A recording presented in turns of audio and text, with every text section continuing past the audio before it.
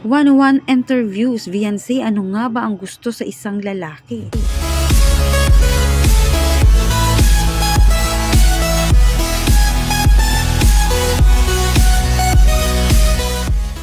Ano nga ba ang gusto ni Viancy sa isang lalaking kanyang napupusuan? Tara, alamin natin. Kamusta po mga kalingap? Muling nagbabalik ang inyong lingkod, mini vlog, naghahatid ng update tungkol sa mga kalingap. Kung bago ka pa lang sa aking channel, mag-subscribe na at huwag kalimutang mag-like para lagi kayong updated sa aking mga videos. Maaring tapusin po muna ang video bago po tayo magkomento. Hininterview nga po itong si Viancy ng isang kapartner kalingap tungkol nga po kung ano-ano ang mga hobbies nito at mga pinagkakabisihan nito sa buhay kapag wala itong pasok sa school. Ininterview nga din po siya tungkol sa kung ano nga ba ang nagugustuhan niya sa isang lalaki na sinagot din naman agad ni Viancy.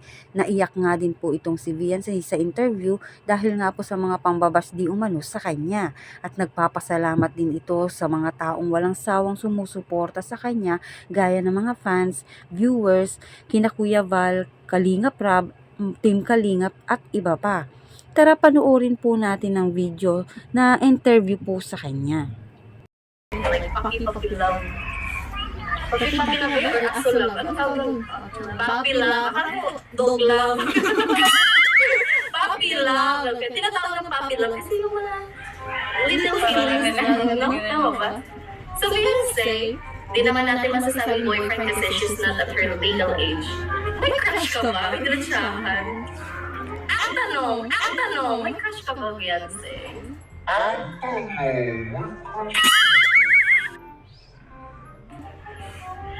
Yes or no? Meron ba siyang patay?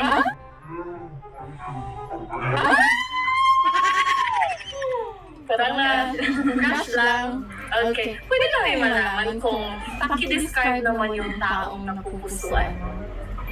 50 words na, 50 words. Lagi po, humble. Brilliant. Mabait. Next. Sipag. Ano ba yan, Viancy? Yung taong makatuluyan mo ay opposite sa mga kinakain mo.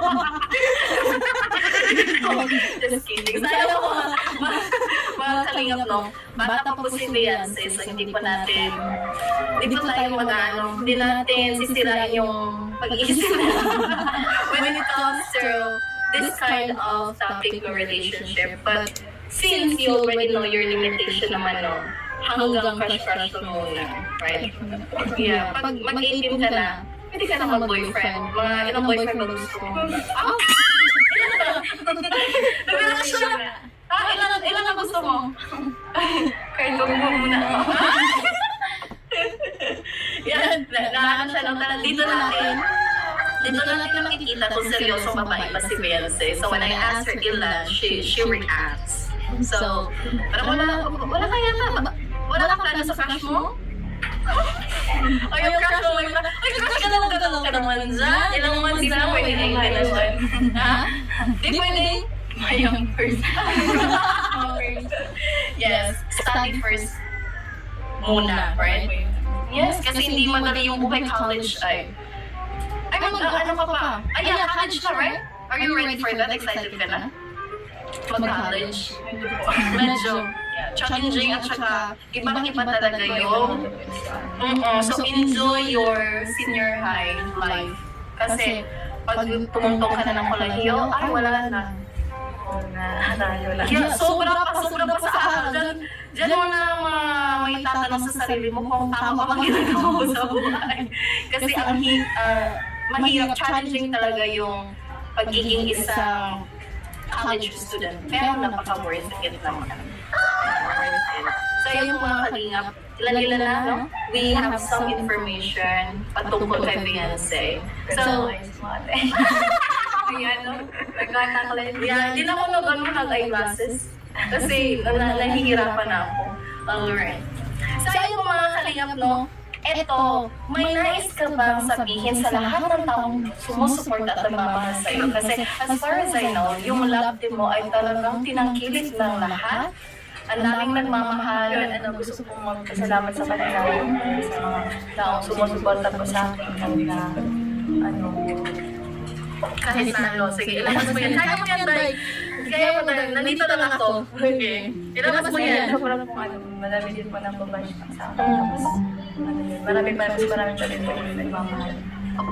Salamat po ako sa mga titas na nandun po palagi. Naalala po pag may mga event. Thank you po sa inyo. Sa pag-support po. Lalo na po kay Kuya Bay. Kalingap po. Kay Kuya Rab.